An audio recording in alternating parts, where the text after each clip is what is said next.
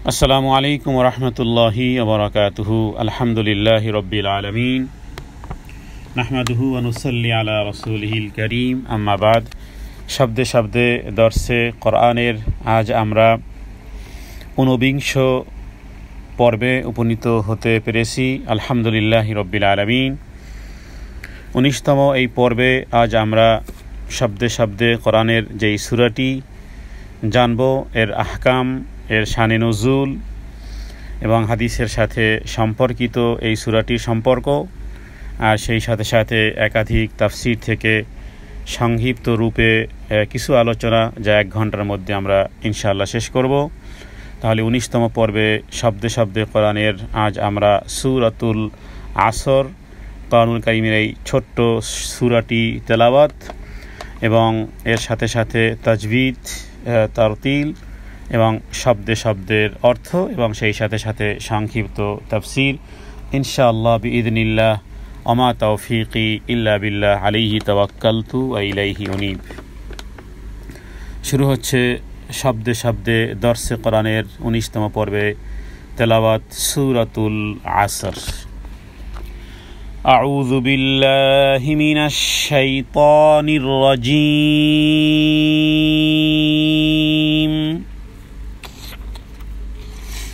বিসমিল্লাহির রহমানির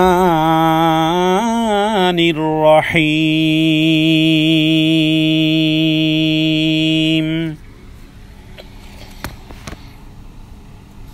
সূরাতুল আসর। ওয়াল আসর ইন্নাল ইনসানা লাফি খুসর ওয়াল আসর। এই আয়াতের মধ্যে কোনো টান নেই, কোনো গুণনা নেই, বরং শুধুমাত্র এই ছোট্ট একটি শব্দ দিয়ে একটি আয়াত। এটিও কোরআনুল কারীমের একটি আয়াত, মাত্র 5টি অক্ষর দিয়ে এই আয়াতটির ব্যাখ্যায় তাফসীরকারকগণ বহু পৃষ্ঠা লিখেছেন শুধু এই ওয়াল আসরের ব্যাখ্যায়। অতএব কালামুল্লাহর এক বৈশিষ্ট্য হলো যে শব্দ কম অর্থ বেশি। শব্দ কম অর্থ বেশি, এটাকে বলা হয় জাওয়ামিউল কালাম। মানে কালাম সমূহকে, কালাম শব্দের অর্থ হলো বাক্য সমূহকে একত্রিত করা আছে, ইনপুট করা আছে, আর সেটা হলো কালামুল্লাহ। কালামুল্লাহ হলো এরকমের যে জাওয়ামিউল কালাম, মানে একাধিক বাক্য নিহিত আছে কোরআনুল কারীমের প্রতিটি শব্দের মধ্যে। তাহলে ওয়াল আসর, শুধু এই 5টি অক্ষরেই বহু বহু বহু বহু অর্থ। তাহলে এখানে টান নেই, গুণনা নেই। দ্বিতীয় আয়াত, ইন্নাল, এখানে গুণনা কেন করলাম? যেহেতু নুনের উপরে তাজদীদ থাকার কারণে ওয়াজিব গুণনা হয়েছে। নুনের উপরে, মিমের উপরে কখনো যদি তাজদীদ হয় তাহলে সেটা হয় ওয়াজিব গুণনা, এবং গুণনা হলো নাকের বাসি থেকে যেটা উচ্চারণ করতে হয়, যেমন ইন্না, আন্না, উন্না। তাহলে নুনের উপরে, মিমের উপরে তাজদীদ হলে ওয়াজিব গুণনা। ইন্নাল, এরপরে শব্দটা ইনসানা,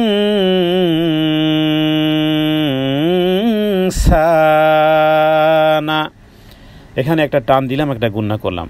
গুণনাটা হলো একফার গুণনা। নুন সাকিনের পরে অথবা তানবিনের পরে একফার 15টি অক্ষর আছে। সেই 15টি অক্ষরের বা হরফের যেই কোনো একটি হরফ যদি আসে তাহলে সেই নুন সাকিন এবং তানবিনকে গুণনা করে পড়তে হয়, যেটা বাংলায় অনেশ্বরের মতন কিছুটা, যেমন মাং, তাং ইত্যাদি। তাহলে এখানে ইনসানা এরকমেরই। আমরা যেমন ইনশাআল্লাহ বলি, এখানেও কিন্তু ওই কায়দা আছে। আমরা বলি না যে ইনশাআল্লাহ ইনশাআল্লাহ, তো যদিও এটি হাদিসেও শব্দ, ব্যবহৃত শব্দ, তো কিন্তু সঠিকভাবে যদি আমরা ইনশাআল্লাহকে বলতে চাই তাহলে এভাবে বলতে হবে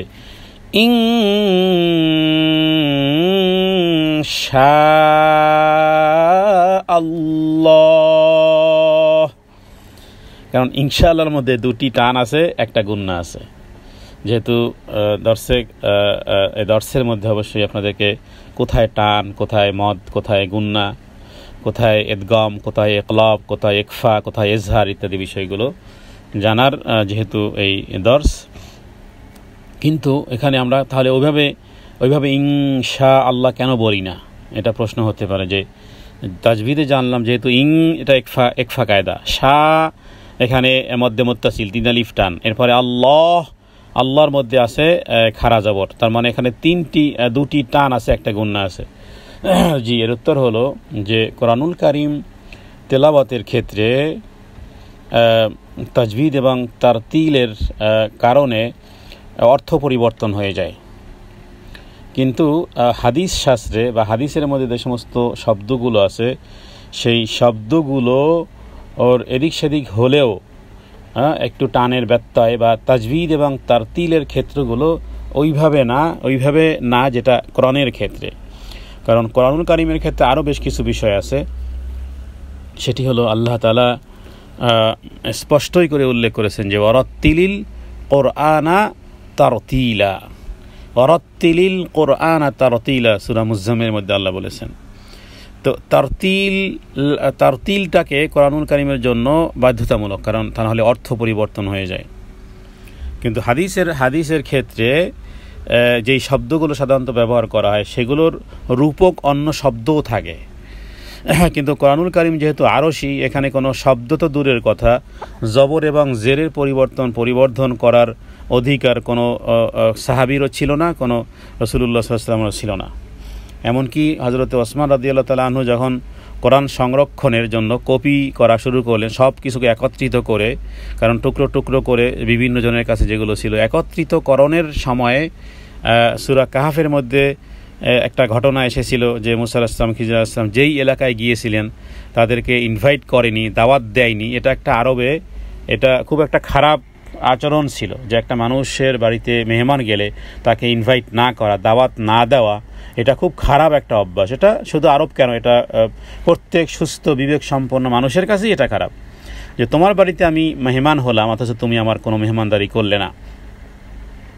তো ওখানে আয়াত হলো ফাআবাউ আন ইউযাইফুনা, যেখানে কোরআনুল কারীমের সূরা কাহফের 16 নম্বর পারার একেবারে প্রথম পৃষ্ঠাতে আছে।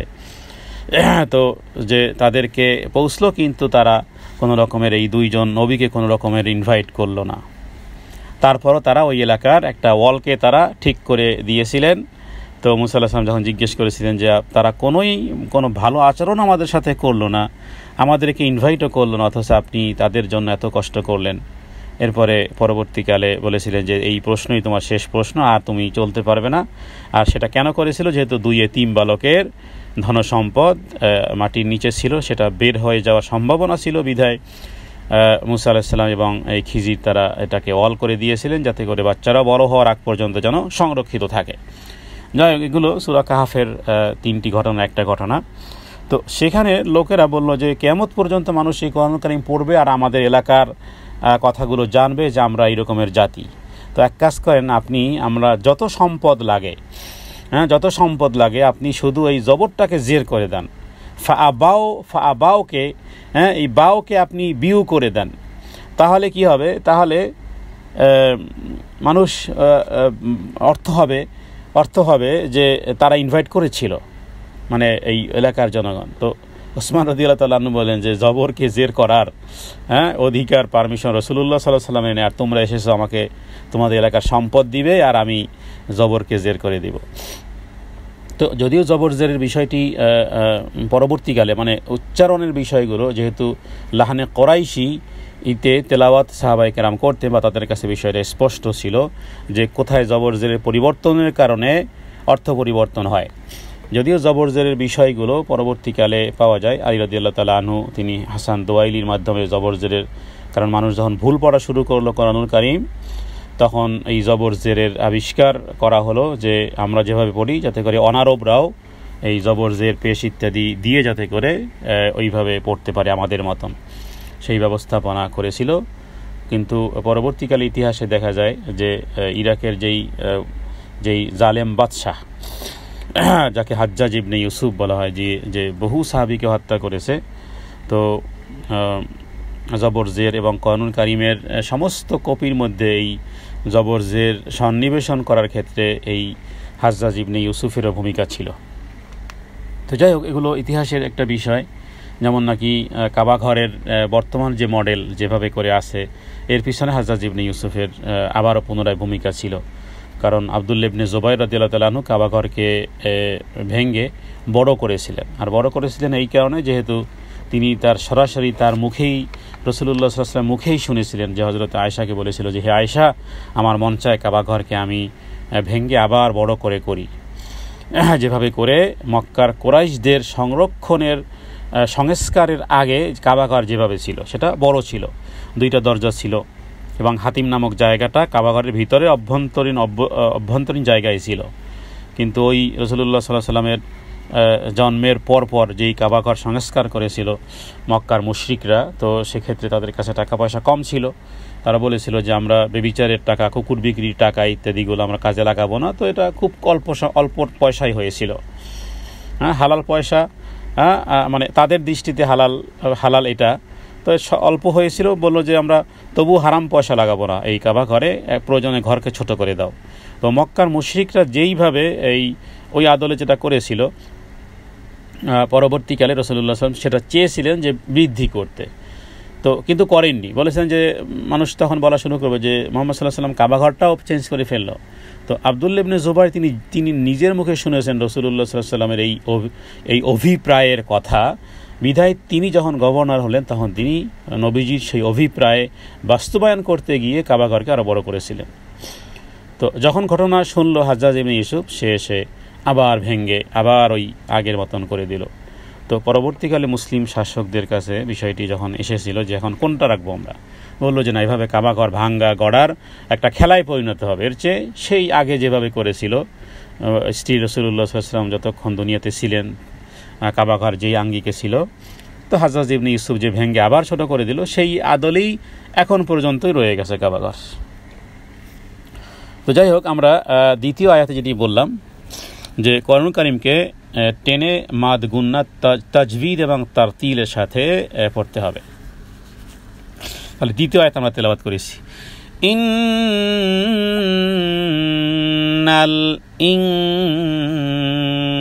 ইনসানা লাফি খুসর। আয়াতের মধ্যে আমরা 2টি গুন্না এবং 2টি টান, ইন্না অজীব গুন্না, ইং একফা গুন্না, এরপরে সানা আলিফ সাকিন ডাইনে জবর, তারপরে লাফি, এটি কায়দা, এটি টান কেন? এই কারণে যেহেতু ইয়া সাকিন ডানে জের, আলিফ সাকিন ডাইনে জবর, ইয়া সাকিন ডানে জের, ও সাকিন ডানে পেশ, খারা জবর খারা জের উল্টো পেশ। এক শ্বাসে বলে ফেললাম এই 6টি কায়দা। এই 6টি কায়দাও আপনাদেরকে এক শ্বাসেই, তার মানে বুঝাতে চাচ্ছি এটা যেন সবসময় ঠোঁটের আগায় থাকে, এর বাইরে কোথাও টানাটানি চলবে না, এর বাইরে কোথাও টানাটানি চলবে না। তাহলে দ্বিতীয় আয়াত, গুন্না 2টি, টান 2টি। এই সূরাটি এখানে ওয়াল আসর, এখানে অ অর্থ আপনারা পূর্বে জেনেছেন যে অ মানে এবং, আবার অকে বলা হয় এই রকমের হরফ যেটাকে বলা হয় কাসমিয়া, মানে যে সমস্ত শব্দগুলো দ্বারা কসম উঠানো হয় এর মধ্যে অ একটা কসম। যেমন এই যে অত্তিন, অজাইতুন, অতুর, এই যে অ প্রত্যেকটা অ মানে কি? অত্তিন মানে তিনের কসম, অজাইতুন জাইতুনের কসম। কসমটা কিভাবে আসলো? কসম আসলো এভাবে যে এই অটা যখন শব্দের শুরুতে যখন অ আসে তখন সেটাকে বলা হয় অয়ে কসমিয়া। অয়ে কসমিয়া মানে, অয়ে কসমিয়া হলো যে যেই হরফ দিয়ে কসম উঠানো হয়।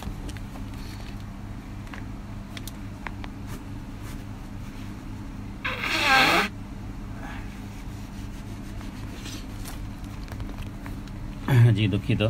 তো যে সমস্ত অক্ষর দিয়ে কসম উঠানো হয়, আল্লাহ তাআলা এখানে ওয়াওকে, এখানে ওয়াও মানে এবং না, অবশ্য এবং এর অর্থ কখনো কখনো দুই শব্দের মধ্যে যখন ওয়াও হয় তখন সেটি এবং এর অর্থ হয়, কিন্তু এখানে শব্দের শুরুতে এই ওয়াও হলো ওয়ায়ে কসমিয়া, তার মানে আগেই আল্লাহ তাআলা কসম। আর আসর শব্দের অর্থকে আসরও হতে পারে, কারণ আসরের গুরুত্ব আছে। আল্লাহ তাআলা কোরআনুল কারিমে শুধুমাত্র আসরের সালাতকে কেন্দ্র করে কোরআনুল কারিমে আয়াত নাজিল করেছেন এবং বলেছেন যে খুব বেশি সংরক্ষণে রাখো, খুব বেশি হেফাজত করো। কোন সালাতকে? সব সালাতকে, কিন্তু আল্লাহ তাআলা আসরের সালাতের কথা বলেছেন এভাবে, হাফিজু আলাস সালাওয়াতি। যত সালাত সমূহ আছে সমস্ত সালাত সমূহের মধ্যে একটা সালাতকে আল্লাহ তাআলা এখানে দিক নির্দেশনা দিয়েছেন। কোন সালাতকে? সেটি সলাতিল উস্তা। সলাতিল উস্তা মানে মধ্যবর্তী সালাত। সমস্ত তাফসীর কারকরা কেউ দ্বিমত করেননি, তারা বলেছেন এই সালাতে উস্তা মানে হলো আসরের সালাত, কারণ এটা দিনের সালাত সমূহের একটা মধ্যবর্তী সালাত হলো সালাতে উস্তা মানে আসরের সালাত। দুঃখের বিষয় হলো যে আমাদের দেশে আসরের সালাত আমাদের দিনী বোনেরা, মা খালারা থেকে শুরু করে চাচারা, ভাইয়েরা, তারাও যেই সময়ে সালাতে আসর পড়ে এটা সঠিক সময় না, বরং সাহাবায়ে কেরাম থেকে জানা যায় যে তারা আসরের সালাত এমন সময় আদায় করতেন যে সূর্যের দিকে তাকানো যায় না, চিকমিক চিকমিক চিকমিক করত। এবং এই সময়কালটা আপনারা দেখবেন যে 3টা থেকে শুরু করে যদি 6টা বাজে সূর্য অস্ত যায়, তাহলে 3টা থেকে 4টার দিকে দেখবে যে সূর্য এরকমের, মানে তাকানো যায় না, যেন চকমক চকমক করে। অথচ আমাদের দেশে আসরের সালাত হয়, আজানই হয় তখন যখন সূর্যের দিকে মোটামুটি তাকানো যায়, তার মানে ওই চিকমিক ভাবটা তার নেই। এজন্য আসরের সালাতের বিষয়ে খুব বেশি গুরুত্ব আরোপ করা। এখানে আসরও হতে পারে, যেহেতু আল্লাহ তাআলা সালাতে আসরের কথা আলাদা করে উল্লেখ করেছেন যে হাফিজু আলাস সালাওয়াতি ওয়াস সালাতিল উস্তা। যত সালাত সমূহ আছে এর মধ্য থেকে এই উস্তা সালাতকে খুব বেশি হেফাজত করো, কারণ এটার সাথে একটা মুনাফিকদের সম্পর্ক আছে। আসরের সালাতের সাথে মুনাফিকদের চরিত্রের একটা যোগসাযোগ আছে ডাইরেক্ট। সেটা হলো নবীজি বুখারী মুসলিম একাধিক হাদিসে বলেছেন যে সূর্য মানে এই অস্ত যাওয়ার আগ মুহূর্তেই অথবা সূর্য হলুদ হয়ে যাওয়া থেকে শুরু করে সূর্য অস্ত যাওয়া আগ মুহূর্ত পর্যন্ত মুনাফিকদের সালাতের সময়কালটা এইটা। তার মানে মুনাফিকরা ঠিক সূর্য পড়ার আগে আগে 2টা ঠোকর মারে।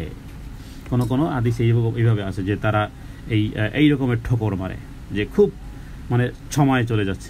হ্যাঁ, মাঝে মধ্যে হতে পারে আপনার আমার, কিন্তু সব সময় আসরের সালাতকে এইভাবে ডিলে করা, এভাবে করে দেরি করাটা মনে রাখবেন এটি মুনাফিকের আলামত। আল্লাহ তাআলা যেন আমাদেরকে মুনাফিকের মুনাফিক যেই অক্তটাকে বেছে নেয় আমরা যেন অক্ত থেকে দূরে থাকতে পারি। প্রথম অক্তে সালাত আদায় করুন, তাহলে দেখবেন যে আপনি 3টা, 3:30 বা সর্বোচ্চ 4টা বা 4:15, 4:30 বা এরকমের টাইমের মধ্যেই আপনাকে সালাত, তার মানে সূর্য অস্তের প্রায় বলা যেতে পারে 2 ঘন্টা, 4:30টাও যদি হয় 5:30, 6:30, তার মানে মোর দেন 2 আওয়ার্স, 2 আওয়ার্স থেকে শুরু করে মোর দেন 2 আওয়ার্স আপনাকে আসরের সালাত আদায় করতে হবে। এবার আপনি যে দেশে আছেন, এবার আপনি সানসিটটাকে দেখেন, কখন সানসিট হয় তার 2 ঘন্টা আগে অন্ততপক্ষে আসরের সালাতকে আদায় করতে পারেন। তো যাই হোক, এখানে আসরও হতে পারে, অথবা কেউ এটার তাফসীর করেছেন যে সময়ের কসম, কারণ এখানে আসর শব্দের অর্থ শুধু আসরেরা, বরং আসর শব্দের অর্থ গ্রামারে সময় বা যুগ এগুলোকেও পাওয়া যায়। তার মানে গোটা সময়কে আল্লাহ তাআলা যেন বুঝিয়েছেন ওয়াল আসর, সময়ের কসম। কসমের বিষয় আল্লাহ তাআলা এই সূরার কথার উপরে সময়ের কসম খাওয়া হয়েছে। এটা কেন? এটা অ্যাটেনশনের জন্য অথবা গুরুত্ব আরোপ করার জন্য। সময়ের গুরুত্ব সম্পর্কে রাসূলুল্লাহ সাল্লাল্লাহু আলাইহি ওয়াসাল্লাম হাদিসের মধ্যে বলেছেন যে সমস্ত মানুষ 2টি বিষয়ে গাফেল। আপনি গাফেল, আমি গাফেল, আমরা গাফেল, তোমরা গাফেল, তাহারা গাফেল, সব যা আছে যত নামে যত যে সমস্ত বাক্যগুলো আছে, মানে সবাই আমরা গাফেল, এক কথায় সবাই আমরা গাফেল। নবীজি এভাবে করে বলেছেন, মাগবুনুন ফিহিমা কাসীরুম মিনান নাস, নি'মাতানে মাগবুনুন ফিহিমা কাসীরুম মিনান নাস, আস-সিহহাতু ওয়াল ফারাগ। নবীজি বলেছেন দুটি নিয়ামত সম্পর্কে অধিকাংশ মানুষ, নি'মাতানে মাগবুনুন ফিহিমা কাসীরুম মিনান নাস, অধিকাংশ মানুষ দুটি নিয়ামত সম্পর্কে গাফেল। কি? আস-সিহহাতু ওয়াল ফারাগ, সুস্থতার কদর আমরা করতে পারি না। সুস্থতার সময় আমরা এমন কিছু কাজে ব্যয় করি। অনুরূপভাবে ফারাগ মানে অবসর। এই দুটি নিয়ামত সম্পর্কে মানুষ উদাসীন বা গাফেল সব সময় হয়। ফেসবুক, কেউ এমন আছে যে দৈনন্দিন ফেসবুক না হলে পেটের ভাত তার হজম হবে না, এবং more than 2 hours 3 hours 4 hours 5 hours, মানে রাত আর দিনে যেন ফেসবুকেই তার জীবন আর মরণ। কিন্তু এই ব্যক্তিদের কি যখন কোরআনুল কারীমের দিকে, যে ভাই এত অবসর সময়ের মধ্যে থেকে আসো 10টা মিনিট কোরআনুল কারীমে পাতায়, কারণ যেই মোবাইলে ফেসবুক আছে সেই মোবাইলে কোরআনও ডাউনলোড করা যায়, সেখান থেকে কোরআনও পড়া যায়, কিন্তু সেখানে ধৈর্য হয় না। তার মানে অবসর সময় সম্পর্কে সে গাফেল, যে অবসর সময়গুলো তার এদিকে সেদিকে এখানে ওখানে ব্যয় হচ্ছে। ফানি ভিডিও, মুসলমানের সাথে ফানি ভিডিও, আল্লাহু আকবার। সাহাবায়ে কেরাম এই সূরা, কেউ কোনো সাহাবীরা তারা কাঁদতেন, একে অপরকে শুনিয়ে দিতেন যে ভাই ইমানের লেয়ারটা কোথায়, তো ফানি ভিডিও দেখার সময়টা কোথায়? দুনিয়া যদি, এই পৃথিবী যদি ফানি জন্য সৃষ্টি হতো, আমি যদি এই ফানির জন্য যদি সৃষ্টি হতাম, তাহলে ফানি ঠিক আছিল। কিন্তু না, আল্লাহ তাআলা আমাকে কোরআনুল কারীমে আল্লাহ বলেছেন যে মা খালাকতা, কি ভাবো কি তোমরা, মা খালাকতা হাদা বাতিলা। এখানে আল্লাহ তাআলা প্রশ্নবোধক সূচক মানে ক্রিয়া ব্যয় করে জিজ্ঞেস করেছেন যে ভেবেছো কি আমি কি আকাশ আর জমিন আর চন্দ্র সূর্যকে আমি খেলাচ্ছলে কি সৃষ্টি করেছি? আমি কি মা খালাকতা হাদা বাতিলান, মা খালাকতা ভেবেছো কি আমি কি এগুলো সৃষ্টি করেছি বাতিলান, অনর্থক? আমি কি এগুলো অনর্থক, মানে আমার মন চেয়েছে বাস আমি সৃষ্টি করেছি? না, ফানির কারণে, ফানির জন্য এগুলো সৃষ্টি হয় না। তাহলে ফানি ভিডিওর সাথে আমার সম্পর্ক কি? এই সূরাটি সম্পর্কে ইমাম শাফি তিনি বলতেন যে লোকেরা যদি এই সূরাটি সম্পর্কে, সূরা আসর সম্পর্কে যদি চিন্তা ভাবনা করে, তাহলে এই একটি সূরাই হেদায়েতের জন্য যথেষ্ট। কে বলেছেন? ইমাম শাফিঈ, আল্লাহ ইয়ারহামহু। ইমাম শাফিঈ রহমাতুল্লাহি আলাইহি 4 ইমামের একজন, ইমাম আবু হানিফা, ইমাম শাফিঈ, ইমাম আহমদ ইবনে হাম্বল, ইমাম মালিক, মোটামুটি আরও অনেক ইমাম আছে, কিন্তু এদেরকে বলা হয় ফিকহ শাস্ত্রের ইমাম। আবার হাদিস শাস্ত্রের ইমাম কারা যদি আপনাদেরকে প্রশ্ন করি, তাহলে বলবেন যে হাদিস শাস্ত্রের ইমাম হলো অ্যাট দ্য টপে ইমাম বুখারী, দ্বিতীয়কে ইমাম মুসলিম, এরপরে তৃতীয় চতুর্থগুলো ভিন্ন নাম হতে পারে, কিন্তু প্রথম নম্বরে সিরিয়াল যার, হাদিস শাস্ত্রের ইমাম হলো ইমাম বুখারী, হাদিস শাস্ত্রের দ্বিতীয় ইমাম হলো ইমাম মুসলিম, তারপরে বলা যায় যে মুয়াত্তা ইমাম মালিক তৃতীয় নম্বরকে আনা যেতে পারে। বাকি অন্যান্য এরপরে ইমাম তিরমিজি, ইমাম নাসাই, ইমাম ইবনে মাজা, এগুলো আপনারা জানেন হাদিস শাস্ত্রের বিভিন্ন গ্রন্থের নাম। তো এরা হলো হাদিসের ইমাম। আর ইমাম আবু হানিফা, ইমাম শাফিঈ, ইমাম আহমদ ইবনে হাম্বল, ইমাম মালিক, এরা হলো ফিকহ শাস্ত্রের ইমাম, ফিকহ। তো যাই হোক, ইমাম শাফি বলেছেন লোকেরা যদি শুধুমাত্র এই সূরাটি সম্পর্কে চিন্তা ভাবনা করত, কোনটা? সূরা আসর, আল আসর ইন্নাল ইনসানা লাফি খুসর ইল্লাল্লাযিনা আমানু ওয়া আমিলুস সালিহাতি ওয়া তাওয়াসাউ বিল হাক্কি ওয়া তাওয়াসাউ বিস সবর। শেষ 3টি আয়াতে ইমাম শাফি বলেছেন যে শুধুমাত্র যদি এই সূরাটি সম্পর্কে চিন্তা ভাবনা করত, এই সূরাটাই শুধুমাত্র তাদের হেদায়েতের জন্য যথেষ্ট ছিল। সাহাবায়ে কেরামের দৃষ্টিতে এই সূরাটি ছিল অত্যন্ত গুরুত্বপূর্ণ একটা সূরা। আব্দুল্লাহ ইবনে হিসান দারিমি আবু মাদানির বর্ণনা মতে অনুযায়ী যে রাসূলুল্লাহ সাল্লাল্লাহু আলাইহি সাল্লামের সাহাবাদের মধ্যে থেকে একে অপরের সাথে মিলিত যখন হতো, তারা একে অপরকে সূরা আসর না শোনানো পর্যন্ত পরস্পর বিদায় নিত না। আমরা এই সূরার বিষয় বলি যে কোনো এক বরফওয়ালা একজন মুহাদ্দিস তিনি বলেছেন যে সূরা আসর যে এটাতে গুরুত্বপূর্ণ জানি, কিন্তু এই সূরাটির গুরুত্ব যে এত বেশি সেটা বুঝে এসেছে আমার বুঝে এসেছে এক বরফওয়ালার কাছ থেকে। এক বরফওয়ালা বরফ বিক্রি করতেছে। আগেকালে তো এই রকমের এই ফ্রিজের ছিল না যে সংরক্ষণ করে রেখে দিয়েছে, বাস বরফওয়ালার কাছ থেকে। আর বরফওয়ালা সে বলতেছিল যে তার উপরে রহম করেন যার পুঁজি শেষ হয়ে যাচ্ছে, তার উপরে আপনারা ভাইয়েরা আপনারা তার উপরে রহম করেন যার পুঁজিটা গলে যাচ্ছে। বলেছে সূরা আসর বুঝে ফেলেছি একটা কথার মাধ্যমে। সুবহানাল্লাহ, সুবহানাল্লাহ, আলহামদুলিল্লাহ, আল্লাহু আকবার। কত বড় গুরুত্বপূর্ণ বিষয়।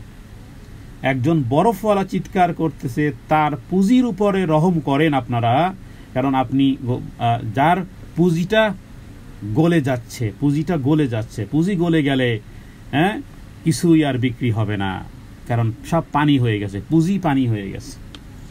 তো তাড়াতাড়ি বরফ কিনলে আমি কিছু পয়সা পাবো, আর যদি বরফ কেউ না কিনে সময়ে আস্তে আস্তে বরফটা গলে পানি হয়ে যাবে, নিঃস্ব। ঠিক এই বরফওয়ালার কাছ থেকে সূরা আসরের তার তাফসির বুঝে এসেছে। আসলে তো আমাদের জীবনটা ঠিক এরকমের, আমাদের জীবনটা ফুরিয়ে যাচ্ছে দিন আর রাত। মানুষের বয়স বাড়ে না, বয়স কমতেছে। ইমাম নববী মাত্র 40 থেকে প্রায় 42 বছর মাত্র হায়াত পেয়েছিলেন। কি কাজগুলো করে গেছেন। ইমাম বুখারীর জীবন কি 200 বছর লম্বা নাকি? না, 60, 62, 63 এরকমের ইমাম বুখারী চলে গেছেন, অথবা আরো কম। ইমাম মুসলিম কিন্তু তারা যেই কাজগুলো করে গেছেন কিভাবে তারা এইভাবে কাজগুলো করে গেলেন? সময়ের গুরুত্ব আরোপ করেছেন। সময়ের গুরুত্ব আমরা সবাই গাফেল। রমজান মাসে যতটুকু ইবাদত বন্দি করেছি, অনেকে আছে রমজান শেষ, কোর্সও শেষ, রমজানও শেষ, বাস আবার আগের মতন অবগাহিকায় সময়ের গুরুত্ব নেই। যদি দুনিয়াতেও দামি হতে হয়, পরকালেও যদি দামি হতে কেউ চায়, দুই জায়গাতে আমি দামি হতে চাই, তাহলে তার প্রথম উচিত যে সময়ের গুরুত্ব আরোপ করা।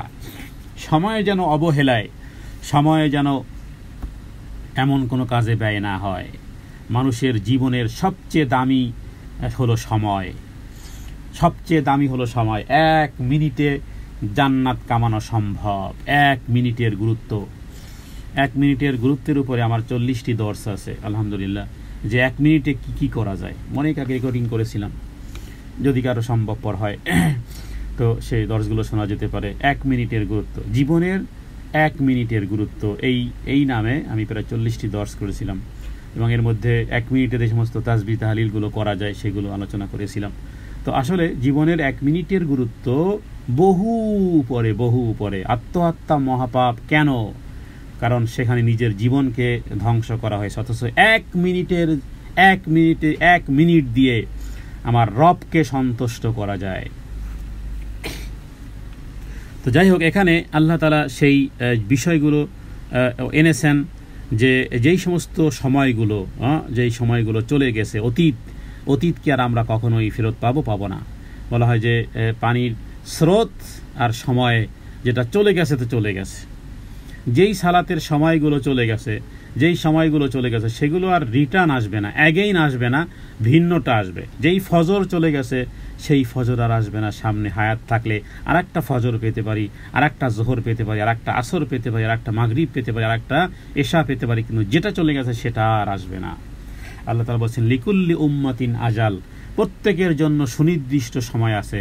ইযা জাআ আজালুহুম লা ইস্তাখিরুনা সাআতান ওয়া লা ইস্তাকদিমুন, 1 সেকেন্ড আগেও হবে না পরেও হবে না, সুনির্দিষ্ট। তার মানে বয়স আমাদের কমতেছে, প্রতিনিয়ত আমরা কবরের দিকে যাচ্ছি।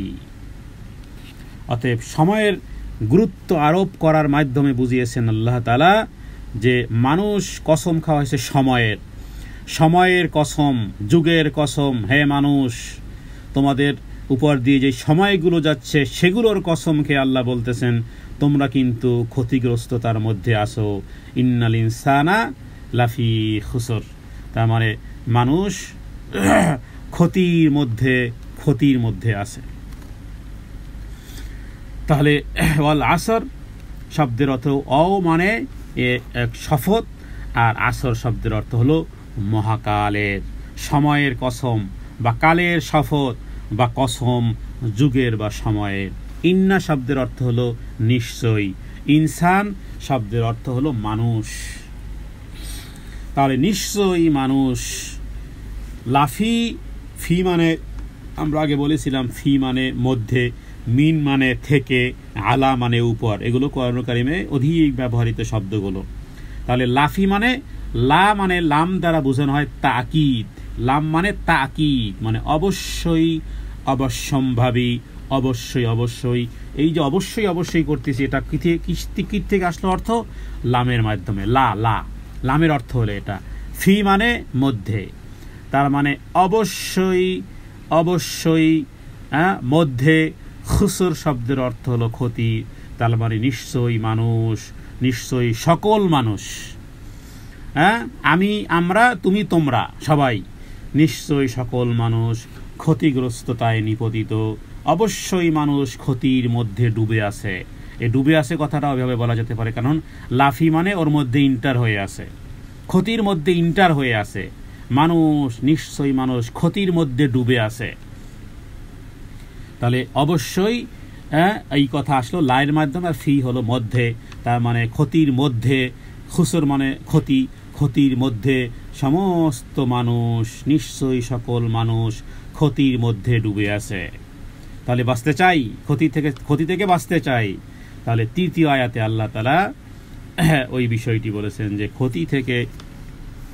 ক্ষতি থেকে বাঁচার জন্য একমাত্র তারাই রক্ষা পেয়েছে যারা জীবনে 4টি গুণ অবলম্বন করেছে। 4 গুণে গুণান্বিত হতে হবে।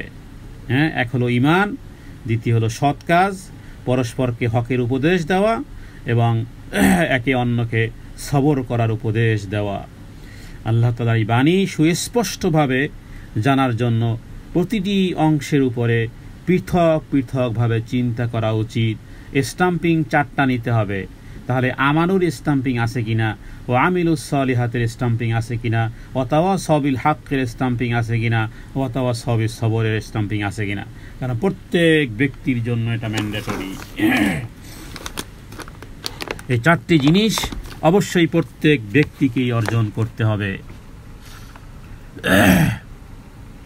পরীক্ষার হলে একজন ছাত্রকে যদি প্রশ্নপত্রে জবাব দেওয়ার জন্য যেই সময় দেওয়া হয়, তো তার সাথেও এই আসরের তুলনা করা যেতে পারে, যে নিজের ঘড়িতে কিছুক্ষণ পর সেকেন্ডের কাঁটাটি চলার গতি লক্ষ্য করলে এই সময়ের দ্রুত অতিবাহিত হয়ে যাচ্ছে আমাদের মধ্য থেকে।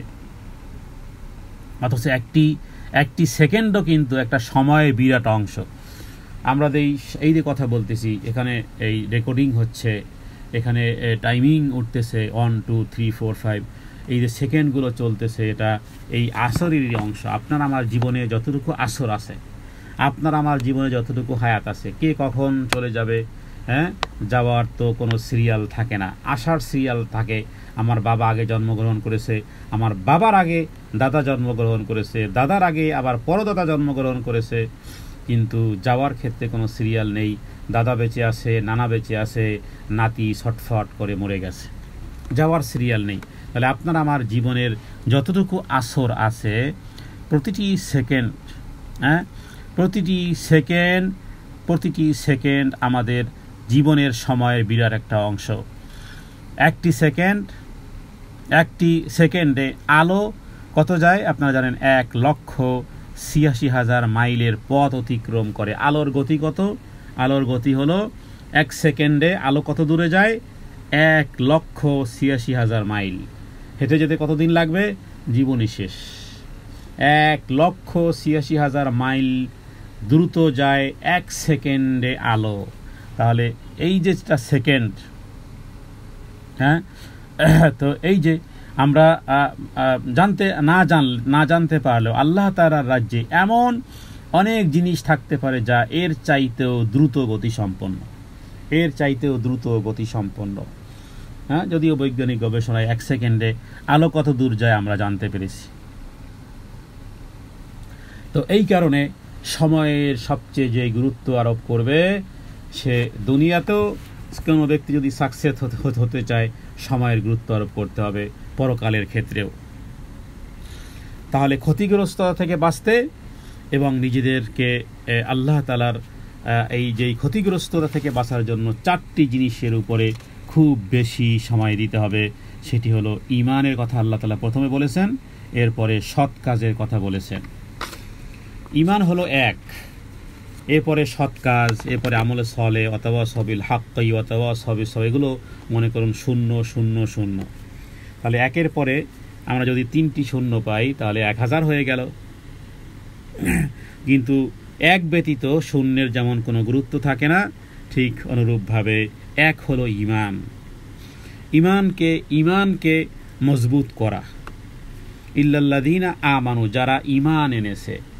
ঈমানের যে সমস্ত আরকানগুলো আছে, অনেকেই জানে না যে ঈমানের বেশ বড় আরকান আছে 6টি। ইসলামের স্তম্ভ কয়টি?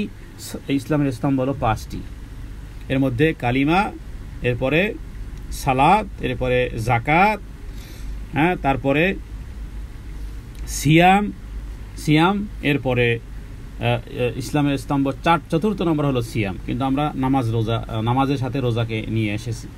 নামাজের সাথে লাগবে যাকাত। কোরআনুল কারীমের সিরিয়ালটাকেও ঠিক রাখতে হবে। তাহলে প্রথম হলো কালিমা, এরপরে হলো সালাতের সাথে কি? যাকাত হলো 3য় স্তম্ভ, 4th হলো রমাদান, আর 5ম হলো হজ। তো এক্ষেত্রে এটা হলো 5টি স্তম্ভ। আর আরকানে ইসলামের আরকান রোকন কয়টি? 6টি। সেটা হলো যে আল্লাহ তাআলার উপর ঈমান, আমানতু বিল্লাহ ওয়া মালাইকাতিহি ওয়া কুতুবিহি ওয়া রুসুলিহি ওয়াল ইয়াউমিল আখিরি ওয়াল কদরি খাইরিহি ওয়া শাররিহি মিনাল্লাহি তাআলা। তো এই 6টি জিনিসের মধ্যে 6টি জিনিসের উপর ঈমান আনতে হবে, এবং যেটি 24 আওয়ার্স আপনার সাথে লাগতে হবে। 24 আওয়ার্স, এমন না যে সামটাইম আনলাম কিন্তু পরবর্তীকালে ভুলে গেল, না। 24 আওয়ার্স, শ্বাস প্রশ্বাস যতক্ষণ আপনার চলতে থাকবে, এই ঈমানের আরকানগুলো আপনার সাথে কন্টিনিউ থাকতে হবে। ঈমানের মধ্যে আপনারা জানেন যে ঈমানের 60টি শাখা আছে। ঈমানের 60টি শাখার মধ্যে প্রথম শাখা যেমন লা ইলাহা ইল্লাল্লাহ ওয়া আন্না মুহাম্মাদুর রাসূলুল্লাহ, এখানে স্বীকারোক্তি। আবার ঈমানের 60টি বা 70টি শাখার সর্বশেষ শাখাকে দেখবেন আপনার হাদিসের মধ্যে, যে রাস্তা থেকে কষ্টদায়ক বস্তুকে অপসারণ করা, এটা হলো ঈমানের সর্বনিম্ন অঙ্গ। তাহলে 60 বা 70টি শাখার মধ্যে শুরু হলো স্বীকারোক্তি, আর শেষ হলো কর্ম দিয়ে। তার মানে আপনাকে মুখে যেমন স্বীকার করতে হবে, কিছু কর্মও করতে হবে। ঈমান এভাবে করে ঈমানের গাছ পরিপূরক হয়, কর্মও করতে হবে। শুধু মৌখিক হলে হবে না, কিছু কর্মও থাকতে হবে, মৌখিকও থাকতে হবে, কর্মও থাকতে হবে। এটাকে এভাবে বলা হয় যে ঈমানকে, আমাদের যাবতীয় কর্মগুলোকে যদি এক্স্যাক্টলি আল্লাহ তাআলার দরবারে পৌঁছতে হয়, তাহলে 3টা ক্যাটাগরি খেয়াল রাখতে হয়। একটা হলো যে ইকরার বিল লিসান, ঠিক রাখতে হয় যে আমি মুখে স্বীকার করেছি কিনা। তারপরে হৃদয়ে সেটা হৃদয়ঙ্গম করেছে কিনা, বা হৃদয় সেটাকে গ্রহণ করেছে কিনা, তাসদিক বিল জিনান বলা হয়। আর এরপরে আমল বিল আরকান, শুধু নবীকে ভালোবাসি, আল্লাহকে ভালোবাসি, তো এটা তো মুখের দাবি হলো। এরপরে এবার তাসদিক বিল জিনান নাও, হৃদয় সেটাকে গ্রহণ করো। হৃদয় গ্রহণ করেছো কিনা সেটা তোমার অঙ্গ প্রত্যঙ্গের মাধ্যমে বহিঃপ্রকাশ হবে, যে আসলে আল্লাহকে ভালোবাসার জন্য কি ত্যাগ করেছো। দুই ব্যক্তির মধ্যে আল্লাহ হাদিসগুলো সার্চ করলে আপনারা দেখবেন যে আল্লাহর সন্তুষ্টি কোথায়, বা আল্লাহ তাআলা কিতে খুশি হন, এবং আল্লাহ তাআলা কিভাবে কোন কোন কাজে রেওয়ার্ড দেন। তবে আল্লাহর সন্তুষ্টি যদি অন্বেষণ করা থাকে, মুখে বলি আল্লাহকে ভালোবাসি বা আল্লাহর সন্তুষ্টি কামনা করি, কিন্তু যখন পরীক্ষার এক্সামের সময় আসে তখন আর ভালোবাসা থাকে না। তার মানে কোনো ব্যক্তি প্রতিশোধ থাকা সত্ত্বেও যদি আল্লাহর সন্তুষ্টির জন্য সে সেই প্রতিশোধ না নেয়, হাদিসে রেওয়ার্ডের কথা আছে, কিন্তু আমরা কি করি, যদি আমার হাতে প্রতিশোধ নেওয়ার ক্ষমতা থাকে আমরা প্রয়োগই করে ফেলি। অথচ বলা হয়েছে ক্ষমতা থাকা সত্ত্বেও, যেমন রাগের বিষয়টা বলি, রাগের বিষয়ে এরকম হাদিস পাওয়া যায় যে ব্যক্তি রাগকে প্রশমিত করেছে আল্লাহর সন্তুষ্টির জন্য, ক্ষমতা থাকা ছিল কিন্তু ঝগড়া বিবাদ এড়িয়েছে কেন? আল্লাহর সন্তুষ্টির জন্য। যা খুশি তাই একজন এক পক্ষ বলে গেছে, আমি কিছু বলি নাই কেন, আমার কি মুখ নেই? মুখও আছে, হাতও আছে, পাও আছে, শারীরিক শক্তিও আছে। রবের সন্তুষ্টির জন্য আমি কিপ কোয়াইট। তাহলে আল্লাহ তাআলা ঈমানের নূর, ঈমানের মিষ্টতা তার হৃদয়ে দিবেন, যা সে অনুভব করবে। এবং জান্নাতে রাসূলুল্লাহ সাল্লাল্লাহু আলাইহি ওয়াসাল্লাম বলেছেন, যে ব্যক্তি এই দুই চোয়াল মানে আমাদের মুখটাকে, দুই গালকে বাংলাতে বলা হয় চোয়াল, দুই চোয়ালের মধ্যে যে জিনিসটি আছে সেটার নাম হলো জিহ্বা, এটার জামানত যে দেবে আমি রাসূলুল্লাহ সাল্লাল্লাহু আলাইহি ওয়াসাল্লাম যার জান্নাতের জামানত দেব। মাইয়াজমানলি মা বাইনা লিহিয়াইহি ওয়া মা বাইনা রিজলাইহি আজমান লাহুল জান্নাহ, রাওয়াহু মুসলিম।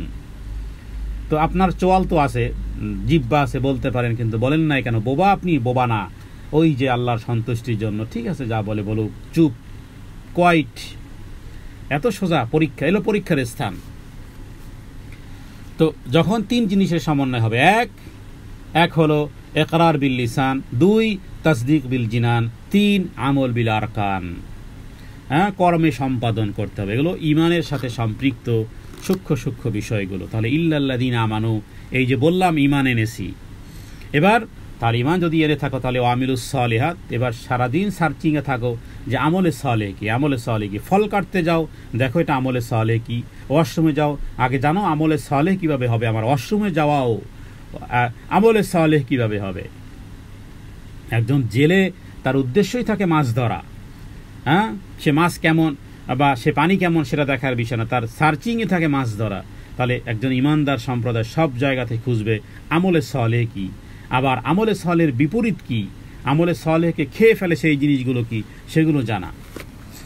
রমজান মাসে রোজা অনেকে, রাসূলুল্লাহ সাল্লাল্লাহু আলাইহি ওয়াসাল্লাম বলেছেন, বহু ব্যক্তি আছে শুধু খুদ পিপাসা গ্রহণ করা ছাড়া তার কিছুই লাভ হয় না, শুধু ফাস্টিং মুডে আছে, শুধু খুদ পিপাসা নিবারণ করেছে, কিন্তু আর কোনো কিছুই লাভ হবে না, ফলাফল 0। কেন? রোজার হক আছে।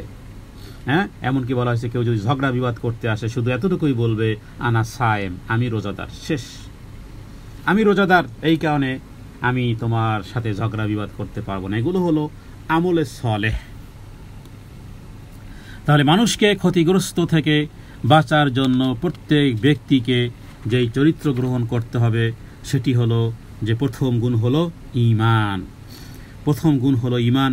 আল্লাহ তাআলা ঈমানের বিষয়ে কোরআনুল কারীমে বহু ঈমান বাড়ে এবং কমে, এটা মনে রাখতে হবে। আহলে সুন্নাত ওয়াল জামাতের আকীদা এবং বিশ্বাস হলো ঈমান বাড়ে এবং কমে। কোরআন তেলাওয়াতের মাধ্যমে ঈমান কি হয়? ঈমান বাড়ে।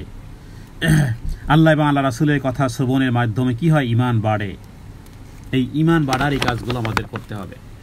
জি, এরপরে দ্বিতীয় আয়াতে আমরা যেটা তেলাওয়াত করেছি, তৃতীয় আয়াত তেলাওয়াত এবং এর তাজবিদগুলো ইনশাআল্লাহ। ইল্লাল্লাযীনা আমানু ওয়া আমিলুস সালিহাতি ওয়া তাওয়াসাউ বিল হাক্কি ওয়া তাওয়াসাউ বিস সাবর।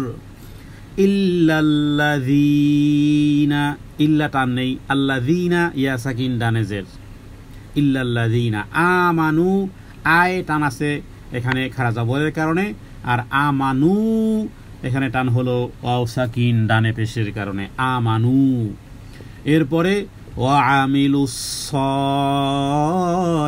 সালিহাতি, ওয়া আমিলু কোথাও টান নেই, আর সালিহাতি দুটি টান, কারণ খারা জবরের কারণে, খারা জবরের কারণে দুটি টান হয়েছে, ওয়া আমিলুস সালিহাতি। এরপরে ওয়া তাওয়াসাউ বিল হাক্কি, ওয়া তাওয়া কেন টান? আলিফ সাকিন ডানে জবর, যদিও অ দেখতেছি কিন্তু না, এখানে অয়ের উপরে জবর, তাহলে আলিফ সাকিন ডানে জবরের কারণে ওয়া তাওয়া টান হয়েছে। এরপরে সাউ বিল হাক্কি কোথাও টান নেই, ওয়া তাওয়া কেন টান? আলিফ সাকিন ডানে জবর।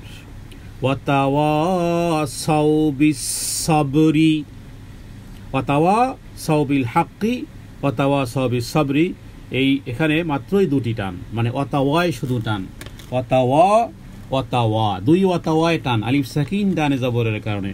বাকি বিল হাক্কি আর বিস সাবরি কোথাও টান নেই। তাহলে আবার খেয়াল করুন,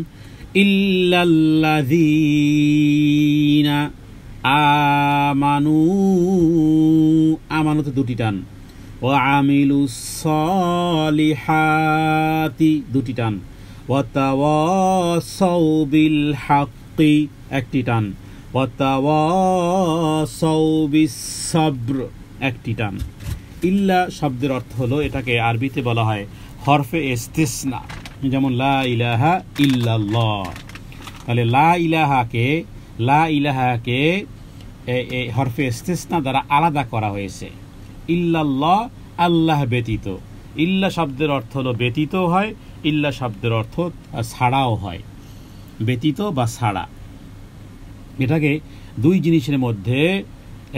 জিনিসের মধ্যে সম্পর্ককে আলাদা আলাদা করে বুঝিয়ে এক সম্পর্ককে বরকরার রাখার জন্য এই আরবিতে এই হরফে ইস্তিসনা এটি ব্যবহার করা হয়।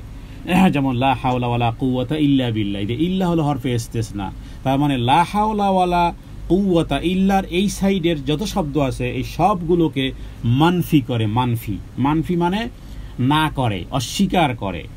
ইল্লা মানে, ইল্লা শব্দের অর্থ এভাবেও হয় যে শুধুমাত্র, কেবলমাত্র, একমাত্র, এটাও অর্থ হয়।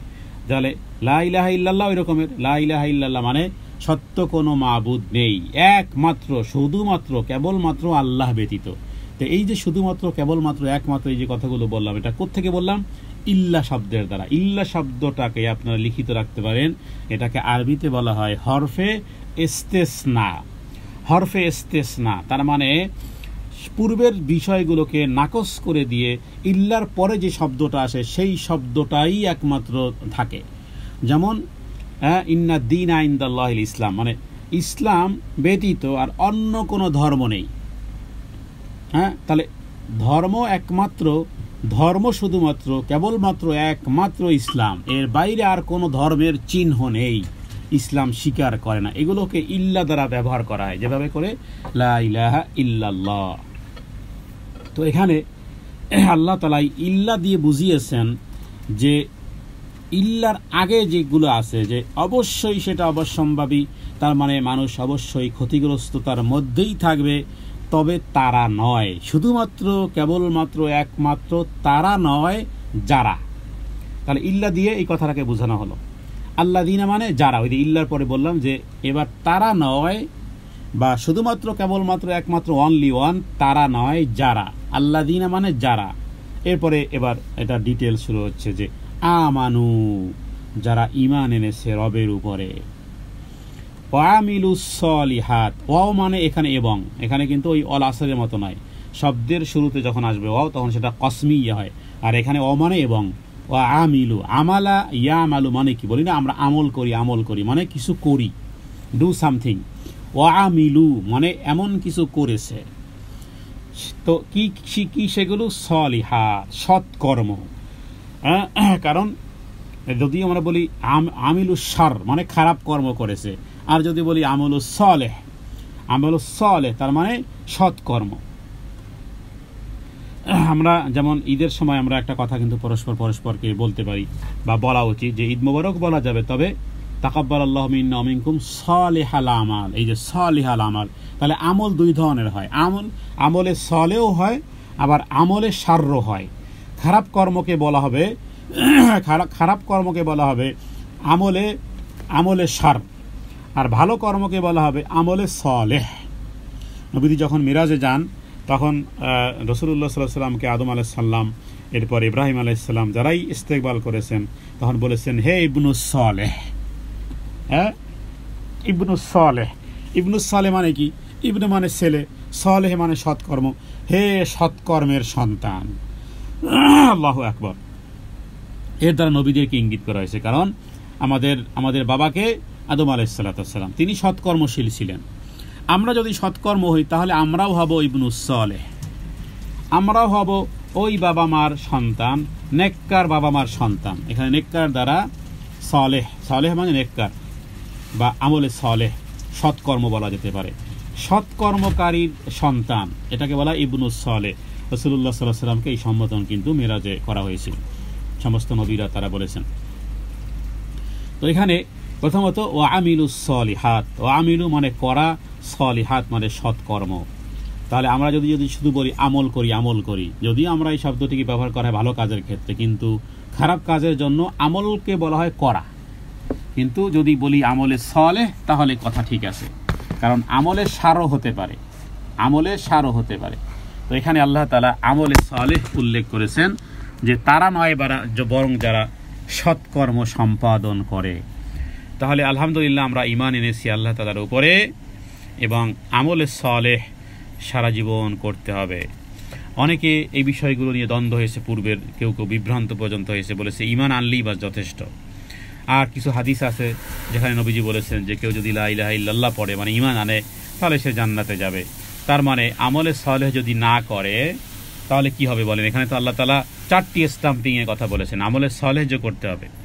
আবার অনেকে আমলে সালেহ বলতে আপনারা যে যতটুকু জানেন এর মধ্যে কথার কথা, দান করা, ভালো কথা বলা ইত্যাদি, আত্মীয়তার সম্পর্ক রক্ষা করা, আরও যে সমস্ত বিষয়গুলো আমরা মোটামুটি জানি এগুলোকে আমরা আমলে সালেহ জানি।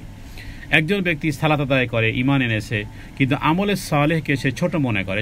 আবার এরকমের কথা বলে অনেকে, এটা তার ফরজ তো আর না। হ্যাঁ, তার মানে কি ফরজ তো আর না? এর দ্বারা আপনি কি বুঝাতে চান? ফরজ তো আর নাই, যে এই কথা বলার অধিকার আপনার কে দিয়েছে? সাহাবায়ে কেরাম কখনোই কোনো জিনিসকে এইভাবে জানতে চাইতেন না যেটা কি নফল না এটা সুন্নাত না ফরজ। তার মানে আমি ফরজটা বেছে বেছে করব আর নফল আর সুন্নাতগুলো আমি পালন করব না, না, তাহলে এই যে আমিলুস সালিহাতের সাথে সংঘর্ষ লেগে যায়। কারণ যেমন বেশ কিছু হাদিস থেকে দলিলও দেওয়া যায়, সংক্ষিপ্তভাবে করতে চাচ্ছি। সেটা হলো যেমন সুন্নাতে রাওয়াতে বা হাফসা রাদিয়াল্লাহু তাআলা আনহা তিনি বলেছেন যে মুনজু সামঈহিন্না, যেদিন থেকে আমি শুনতে পেরেছি রাসূলুল্লাহ সাল্লাল্লাহু আলাইহি ওয়াসাল্লাম এইভাবে করে এই 12 রাকাত সালাত তিনি ফরজের আগে এবং পরে পড়েন। মুনজু সামঈহিন্না, যেদিন থেকে আমি শুনতে পেরেছি সেদিন থেকে আর মৃত্যুর আগ পর্যন্ত সারি নাই। তো তারা কিন্তু এই সাহাবায়ে কেরাম কি তারা খুঁজতেন না যে এটা কি সুন্নাত কিনা, এটা নফল কিনা, এটা এই গুরুত্ব কি, এটা কতটা গুরুত্ব, এরকমের না। শুনতে পেরেছেন রাসূলুল্লাহ সাল্লাল্লাহু আলাইহি ওয়াসাল্লাম করেছেন, দ্যাটস এনাফ, এতটুকুই যথেষ্ট তোমার লাইফের জন্য। তোমার নবী করেছেন কিনা বা শুরু করবে তো করবে, কিয়ামতের মৃত্যুর আগ মুহূর্ত পর্যন্ত করে যাবে। তো এই জন্য যেই কথাটা আমরা প্রায় শুনি, অনেকে বলে যে এটা কি আর ফরজ, বাস। তার মানে তার দৃষ্টিতে যেহেতু এটা ফরজ নয়, কিন্তু আমলে সালেহ কিনা, যদি আমলে সালেহ হয়ে থাকে তাহলে এখানে তোমার স্টাম্পিংয়ের অপেক্ষারত। কারণ আল্লাহ তাআলা বলেছেন আমিলুস সালিহাত, ঈমানও গ্রহণ করতে হবে, আমলে সালেহ করতে হবে। বিভ্রান্তি জাতিদের মধ্যে জাহমিয়া, কাদরিয়া, এরপর চিশতিয়া, আরও বহু জাতি আছে যারা বিভ্রান্ত হয়েছে। এরা শুধু বলে যে ঈমান আনলেই বা যথেষ্ট, আমলে সালেহ করা লাগবে না। অথচ আমরা মনে করি ঈমান যেমন আনবো, ঈমানের পরই হলো আমলে সালেহ। যদি আমলে সালেহের ক্ষেত্রে তারতম্য ভিন্ন ভিন্ন হাদিস থেকে পাওয়া গেলেও, কিন্তু যখনই জানবো আপনারা জানেন যে একটা ভোটের কারণে, যদি আমাদের দেশে ভোটের এক্সাম্পল আনা ঠিক না, কিন্তু পৃথিবীর যে সমস্ত দেশে ভোটের মাধ্যমে হয়, একটি ভোটের মাধ্যমে পরাজয় নিশ্চিত হয়। ওই একটা ভোটের দাম কত? একটা ভোট হলে আমি প্রেসিডেন্ট হয়ে যাব, প্রাইম মিনিস্টার হয়ে যাব, তাহলে একটা ভোটের দাম কত? এবার এটাও মনে রাখতে হবে যে আমলে সালেহ যদি একটি নম্বরও হয়, একটি আমলও হয়, একটি সওয়াবও হয়, তবুও সেটি কিয়ামতের দিন সেটি আমার জন্য ক্ষতি থেকে বাঁচার জন্য আমাকে প্রোটেক্ট করবে, একটি আমলে সালেহ যদি হয়। আল্লাহ তাআলা সেই আমলে সালেহের কথা এখানে উল্লেখ করেছেন। এরপরে ওয়াতাওয়াসাউ বিল হাক্কি ওয়াতাওয়াসাউ বিস সাবরি, ওয়াও মানে এবং, তাওয়াসাউ মানে উপদেশ দেওয়া, বিল হাক্কি মানে সত্যের। সত্য কি? সত্য হলো কোরআন, সত্য হলো হাদিস, সত্য হলো আল্লাহ সুবহানাহু ওয়া তাআলা এবং তার রাসূল সাল্লাল্লাহু আলাইহি সাল্লাম। নবীজি কোনো হাদিসের মধ্যে এভাবে করে দোয়া করেছেন যে আল্লাহ তাআলা জান্নাতু হক ওয়ান নারু হক, জান্নাত সত্য এবং জাহান্নাম সত্য। তাহলে সত্য হলো কোরআন, সত্য হলো হাদিস, সত্য হলো রাসূল, সত্য হলো জান্নাত, সত্য হলো জাহান্নাম। বা বিল হাক্কি শব্দ দ্বারা হাদিস শাস্ত্রে বহুত কিছু পাওয়া যায়, যেমন কবরের আযাব সত্য, পরকাল সত্য, আল্লাহ তাআলার উপরে আল্লাহ তাআলার যে সমস্ত কিতাবসমূহ নাজিল করেছেন সেগুলো সত্য। আমরা এগুলো সূরা বাকারা শেষ আয়াতে কিন্তু আমরা এগুলো তাসদীক করি। আমরা কুল্লুনা আমানা বিল্লাহি ওয়া মালাইকাতিহি ওয়া রুসুলিহি ওয়াল ইয়াউমিল আখিরি ইত্যাদি বিষয়গুলো। যে সেগুলো এগুলোর উপর আমরা ঈমান এনেছি এবং আমরা একথা স্বীকার করি যে আমরা এগুলো সমস্ত নবীর কুল্লুন আমানা বিল্লাহ ওয়া মালাইকাতিহি ওয়া কুতুবিহি, যে সমস্ত কিতাব সমূহের উপর, এবং লা নুফাররিকু বাইনা আহাদিম মির রুসুলি, আমরা কোনো রাসূলদের মধ্যে কোনো তারতম্য করি না। ওয়াকালু সামি'না ওয়া আতানা, হে আল্লাহ আমরা শ্রবণ করলাম এবং মান্য করলাম। গুফরানাকা রব্বানা, হে প্রভু আপনি আমাদের ক্ষমা করেন। ওয়া ইলাইহিল মাসির, এবং আপনার দিকে আমরা প্রত্যাবর্তন করব। তাহলে এগুলো সত্য আমরা জানি এবং সত্যকে যাতে করে সদা সর্বদা জাগ্রত রাখতে পারি, এই কারণেই মূলত সাহাবায়ে কেরাম এই সূরাটি বারবার তেলাওয়াত করতেন এবং একে অপরকে শুনিয়ে দিতেন। তাহলে ওয়াতাওয়াসাউ বিল হাক্কি মানে সত্যের জন্য, সত্যের দিকে পরস্পরকে আমরা উপদেশ প্রদান করব। এরপরে ওয়াতাওয়াসাউ বিস সাবরি, আর সত্যের উপরে চলতে গেলে মনে রাখবেন, সত্যের উপরে চলতে গেলে বাধা আসবে, বিপত্তি আসবে। কোনো এক সাহাবী বলেছিল, ইয়া রাসূলুল্লাহ আমি আপনাকে ভালোবাসতে চাই। তখন নবীজি চুপচাপ ছিলেন, 3 বার সে বলেছে। এরপরে বলেছিলেন যে দেখো, আমাকে ভালোবাসা যদি তোমার হয় তাহলে কখনো কখনো এমন হতে পারে যেভাবে পাহাড়ের উপর থেকে পানি দিলে যেভাবে করে পানি নিচের দিকে গড়িয়ে আসে, তো আমাকে ভালোবাসার অর্থ এমন হতে পারে যে কখনো কখনো বিপদ আপদ, দুঃখ মুসিবত, ক্ষুধা, দারিদ্রতা ইত্যাদি এভাবে ধেয়ে আসবে। কারণ আমাকে ভালোবাসা মানে আমার সাথে জান্নাতে থাকা। তো রাসূলুল্লাহ সাল্লাল্লাহু আলাইহি ওয়াসাল্লামের জীবনে তো এগুলো লেগেই ছিল। সুবহানাল্লাহ। একটা গবেষণায় দেখলাম যে রাসূলুল্লাহ সাল্লাল্লাহু আলাইহি ওয়াসাল্লাম যেই রুটির কথা বলা হয়েছে, যে রুটি খেতেন, কখনো পেট ভরে রুটি পর্যন্ত খাননি। তা আমরা কোথায় আর রাসূলুল্লাহ সাল্লাল্লাহু আলাইহি ওয়াসাল্লাম কোথায়? নবীজি পেট ভরে রুটি পর্যন্ত খাননি।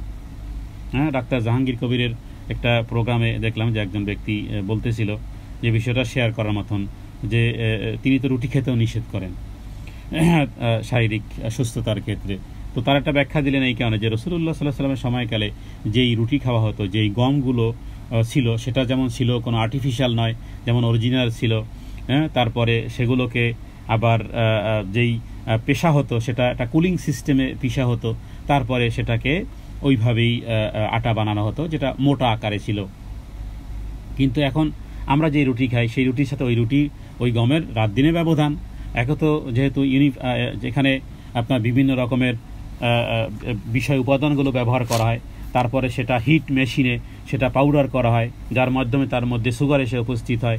এরপরে এত মিহি, এরপরে এত মোলায়েম করে দেওয়া হয়, যেটা সেই গমের সাথে আর সেই রুটির সাথে এই রুটির কোনো তারতম্য নেই। তো যাক আলহামদুলিল্লাহ, আসলেই বাস্তব অর্থই এটা আসলে। তো তারা যেহেতু পেট ভরেও কখনো ওইভাবে খাননি, তো বিষয়গুলো দেখলে দেখা যাবে যে রাসূলুল্লাহ সাল্লাল্লাহু আলাইহি সাল্লাম যেভাবে দুনিয়া তিনি ত্যাগ করেছেন, দুনিয়াতে একজন মুসাফির ব্যক্তির মতন ছিলেন। এখানে তার জীবনযাপন এবং তার খাবার দাবার, তার চালচলন ইত্যাদি যে বিষয়গুলো হলো উম্মতের জন্য শিক্ষণীয়, কেউ বলতে পারবে না। হয়তো এক সাইড রক্ষা করতে পারলেও আর এক সাইড রক্ষা করতে আমরা পারি না। বিশেষ করে খাবারের ক্ষেত্রে রাসূলুল্লাহ সাল্লাল্লাহু আলাইহি ওয়াসাল্লাম যে সুন্নতগুলো ছিল, সেই সুন্নতগুলো আমরা কেউ পালন করতে পারি না। নবীজি খাবারের ক্ষেত্রে তার পেটকে তিন ভাগ, বা কখনো কোনো হাদিসে বলা হয়েছে যে বনি আদমের মেরুদণ্ড সোজা রাখার জন্য কয়েক লোকমা খাবারই যথেষ্ট। আর রাসূলুল্লাহ সাল্লাল্লাহু আলাইহি ওয়াসাল্লাম তাই করতেন, মেরুদণ্ড সোজা রাখার জন্য কয়েক লোকমা যথেষ্ট। তো আমরা তো বিশেষ করে রমজান মাসে তো আমরা কেউ সবাই ব্যালেন্স হারিয়ে ফেলেছি। তো তারপরও এই কনসেপ্ট থাকা যে আমার রাসূল সাল্লাল্লাহু আলাইহি ওয়াসাল্লাম এই আমলগুলো করেছেন, মাঝে মধ্যে আমাদেরও চেষ্টা করা এভাবে করে একে অপরে সত্যের উপরে প্রতিষ্ঠিত থাকা এবং পরস্পরকে উপদেশ দেওয়া। দেখুন, এই 2 কাজ আপনাকে আমাকে সবাইকেই করতে হবে, নিজে স্থির থাকার জন্য, সত্যের উপরে দণ্ডায়মান থাকার জন্য। আমরা পরস্পরকে ধৈর্যের উপদেশ দিব সত্যের উপরে প্রতিষ্ঠিত থাকার জন্য। কারণ যেই জিনিস বেশি প্র্যাকটিসিং করবেন তখন সেই জিনিস হৃদয়ঙ্গম হবে, সেই জিনিসের উপরে চলা আপনার আমার জন্য সহজ হবে। তাফসিরগুলোতে এই সূরা সম্পর্কে এত বেশি বিশ্লেষণ করা হয়েছে, এত বেশি লেখালেখি করা হয়েছে এই সূরাটি সম্পর্কে, যার 100 ভাগের 1 ভাগ আমি এই 1 ঘন্টায় আলোচনা করতে পাইনি। যতটুকু আলোচনা করেছি এই ছোট্ট সূরাটি অন্ততপক্ষে শাব্দিক অর্থ তো বুঝে এসেছে যে 4টি জিনিস আপনাকে আমাকে সবাইকেই আমাদের পৃথিবীর দুনিয়ার জীবনে এই 4টি গুণ নিয়ে কবরে যেতে হবে। ইমানের বিষয় যেন ইমানের বিপরীতগুলো বিষয়গুলো থাকতে হবে। কারণ প্রত্যেকটি জিনিস বোঝার জন্য ভিন্নমুখী বিষয় থাকলে তখন বোঝা যায়। ইমানের বিপরীত কি, ইমানকে চিনব কিভাবে? ইমানের বিপরীত যা, ইমানের বিপরীত হলো কুফর, হ্যাঁ, ইমানের বিপরীত হলো শিরিক, ওই দুই জিনিস থেকে দূরে থাকবো। আমলে সালেহের বিপরীত কি? আমলে সালেহের বিপরীত হলো খারাপ কাজ, খারাপ কথা, খারাপ যা কিছু আছে। আল্লাহ তাআলা প্রত্যেকের মধ্যেই জ্ঞান দিয়েছেন, মেধা দিয়েছেন, প্রজ্ঞা দিয়েছেন, এর দ্বারা আমরা ফাইন্ড আউট করতে পারবো যে কোন জিনিসটি খারাপ। ওয়াতাওয়াসাউ বিল হাক্কি, সত্যের উপদেশ, সত্যের বিপরীত হলো মিথ্যার দিকে আহ্বান। এই পৃথিবীতে যা কিছু আছে, রাসূলুল্লাহ সাল্লাল্লাহু আলাইহি ওয়াসাল্লাম বলেন আল মালউনুন মা ফিহা, পৃথিবীতে যা কিছু আছে সব অভিশপ্ত, সব অভিশপ্ত, শুধুমাত্র আলিমুন মুতাআল্লিমুন, তার মানে আল্লাহর দিকে সম্পর্কিত যদি বিষয়গুলো থাকে তাহলেই সেটি আর মালউন থাকে না। আল্লাহর দিকে যদি নিসবত না থাকে, হ্যাঁ, বাংলা আরবিতে আমরা নিসবত বলবো, তার মানে আল্লাহর দিকে সম্পর্কযুক্ত যদি থেকে থাকে তাহলেই সেটি মালউন থেকে বেঁচে যাবে, অভিশপ্ততা থেকে বেঁচে যাবে। যেমন আমরা পূর্বের আলোচনাতে বলেছিলাম যে পৃথিবীতে যত ফার্স্ট ক্লাস থেকে ফার্স্ট ক্লাস পৃথিবীতে যা কিছু আছে সেইগুলোর মধ্যে যদি আল্লাহর প্রশংসা না থাকে তাহলে সেই জিনিস কখনো সাকসেস হবে না। সাকসেস হওয়ার মূল মন্ত্র হলো যা কিছু করি আমরা সেখানে যেন রবের তারিফ থাকে। তার মানে দুনিয়ার প্রতিটি কাজ যেন রবের দিকে নিসবতযুক্ত থাকে, তাহলেই সেটি হবে সত্য। আর এর বাইরে যদি হয়, কারণ সেটা মিথ্যায় পর্যবসিত হবে। দুনিয়ার 60 বছরের জীবনে যা কিছু প্রয়োজন প্রত্যেকটি জিনিসের নিসবত যদি রবের দিকে থাকে তাহলে সেটা হবে ওয়াতাওয়াসাউ বিল হাক্কি। আর যদি রবের দিকে নিসবত না থাকে, হ্যাঁ, শুধু এনজয়, হ্যাঁ, বা শুধু এরকমের, এমনকি কেউ হাসি ঠাট্টাও করে, আর যদি তার দিল দিমাগে থাকে যে সুস্থ বিনোদন রাসূলুল্লাহ সাল্লাল্লাহু আলাইহি ওয়াসাল্লাম করেছেন, সুস্থ বিনোদন করেছেন রাসূলুল্লাহ সাল্লাল্লাহু আলাইহি ওয়াসাল্লাম, বেশ কিছু বিনোদনের কথাও হাদিস থেকে পাওয়া যায়। তো তাহলে আমার সুস্থ বিনোদনটাও পারস্পরিক এই হাস্যরস্য ইত্যাদিও ইবাদত হিসেবে পরিগণিত হবে। নবীজি একবার খেজুর খেয়েছেন, খেজুর খেয়ে তারপরে বিচিগুলো হযরত আলীর সামনে রেখেছেন। এরপরে নবীজি একটু হাস্যরস্য করলেন যে দেখো তো সবার সামনে খেজুরগুলো গুণত। তো আলী রাদিয়াল্লাহু তাআলা আনহু যেহেতু নিজেও যেগুলো খেয়েছেন সেগুলোর বিচিও, নবীজি যে খেজুরগুলো খেয়েছেন সেগুলো আলীর সামনে, তার মানে আলীর সামনে অনেকগুলো বিচি।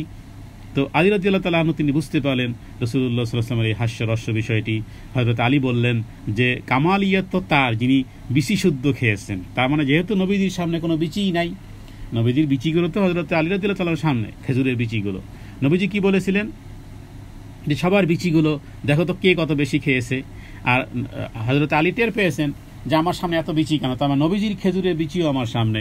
আলী রাদিয়াল্লাহু তাআলা আনহু বললেন যে কামালিয়াত তো তার জন্য যে বিচি শুদ্ধ খেয়েছেন, তার মানে আপনার সামনে বিচিরই, তার মানে কি আপনি বিচিও খেয়ে ফেলেছেন। হ্যাঁ, তো এভাবে করে কোন এক কালো মহিলাকে বলেছিল কালো মহিলা জান্নাতে যাবে না, তো সে কান্নাকাটি করতেছিল। এরপর বললেন যে কেউ কালো থাকবে না, সবাই ষোড়শী কন্যা হয়ে যাবে, 16 বা 19 বছরের বয়সের হয়ে যাবে এবং চিরযৌবনা হয়ে যাবে, যেভাবে করে আল্লাহ তাআলা কোরআন কারীমের মধ্যে বলেছেন। তো এই বিষয়গুলো এরকমই ছিল। কেউ উট চেয়েছিল, তখন বলেছে যা ওই যে উটের বাচ্চা ওখানে একটা আছে। বললো আমি তো আপনার কাছে উট চেয়েছি, উটের বাচ্চা দিয়ে কি করব। তখন নবীজি পরবর্তীকালে বললেন যে প্রত্যেক উট তো বাচ্চাই থাকে। তো এইভাবে করে দুনিয়াবি যে সমস্ত মুআমালা মুআশারাগুলো আছে সেগুলো যদি রবের দিকে নিসবত হয় তাহলে হবে ওয়াতাওয়াসাউ বিল হাক্কি। আর যদি রবের দিকে নিসবত না থাকে তাহলে সে বিষয়গুলো কিন্তু কিয়ামতের দিন আমাদেরকে আফসোসের মধ্যে ঢেলে দিবে। আর ওয়াতাওয়াসাউ বিস সবর মানে ধৈর্যের উপদেশ। ধৈর্যের বিষয়টি কোরআন কারীম থেকে আমরা জানি যে ধৈর্যের বিষয় আল্লাহ তাআলা কোনো সওয়াব নির্ধারণ করেন নাই, বরং আল্লাহ তাআলা এইভাবে করে বলেছেন ইন্নামা ইউওয়াফাস সাবিরুনা আজরাহুম বিগাইরি হিসাব। বর্তমান সময়ে সবচেয়ে যে বেশি কাজটি সেটি হলো হারিয়াপ, সেটা হলো সবচেয়ে বেশি জলদিবাজি। বাসে, ট্রেনে, লঞ্চে, যেখানেই যাই না কেন শুধু জলদিবাজি।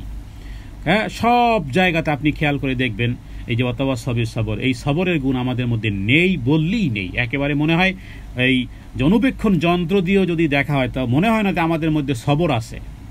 আপনার আমার মধ্যে, আমাকে বলতেছি যে আমাদের মধ্যে যদি অনুবীক্ষণ যন্ত্র দিয়েও দেখা হয় মনে হয় না যে আমাদের মধ্যে সবর আছে।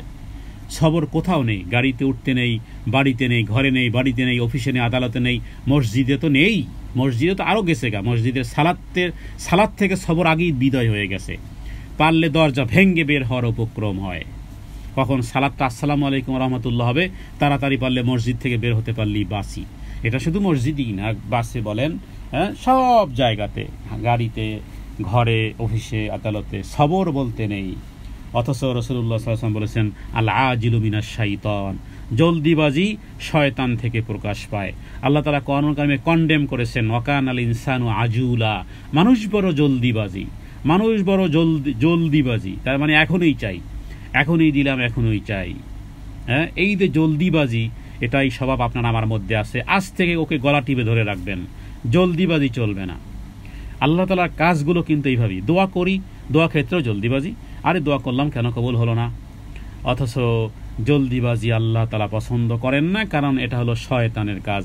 ধর্মার কাঠ, হ্যাঁ, ধর্মার কাঠ, এগুলো হলো শয়তানের কাজ। আল্লাহ তাআলা ফেরাউনের মতন জালেম বাদশাকেও ইতিহাসবিদরা বলেছেন প্রায় 200 বছর শাসন করেছে।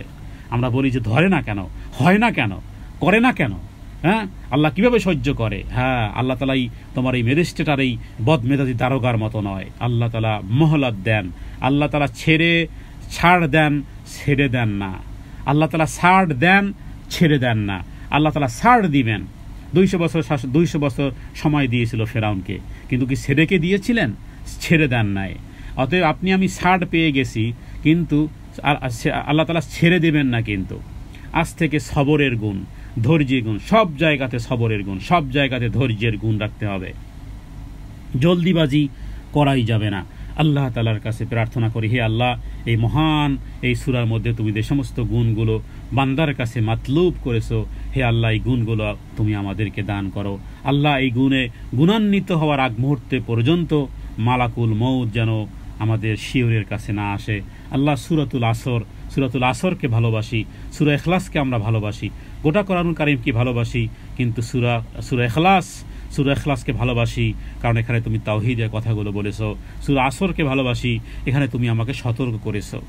যেই সতর্কতা অবলম্বন করে আমি তোমার কাছে আসলে তুমি আমাকে সাকসেস করবে, তুমি আমাকে সফল কাম হিসেবে সাব্যস্ত করবে। কিন্তু সেই গুণ অর্জন করতে না পারলেও হে প্রভু, তুমি আমাদেরকে এই গুণে গুণান্বিত করে দুনিয়া থেকে বিদায় হওয়ার তৌফিক দান করো।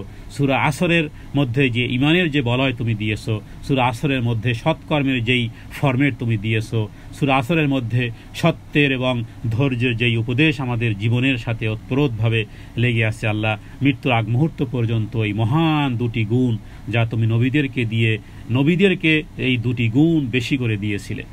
আখলাক, রবের উপরে তাকদীরের উপরে ঈমান, এবং আখলাক, এটা হলো ডায়মন্ডের চেয়েও অতি দামি যেই গুণ নবীদেরকে তুমি দিয়েছিলে। হে আল্লাহ, এই গুণ তুমি আমাদেরকেও দান করো। আল্লাহ তাআলার কাছে প্রার্থনা করি, হে আল্লাহ, যা আমরা শুনলাম যেন মানতে পারি, যেন এই পথে চলতে পারি। হে রব, তোমার কাছে এই প্রার্থনা করতেছি। আল্লাহ তাআলার কাছে আবারও প্রার্থনা যে হে আল্লাহ, আপনি আমাদেরকে এর আমলকারী হিসেবে বানান। هذا مني والعلم عند الله، الله أعلم بالصواب، وصلى الله على سيدنا محمد النبي الأمي وآله وسلم. السلام عليكم ورحمة الله وبركاته.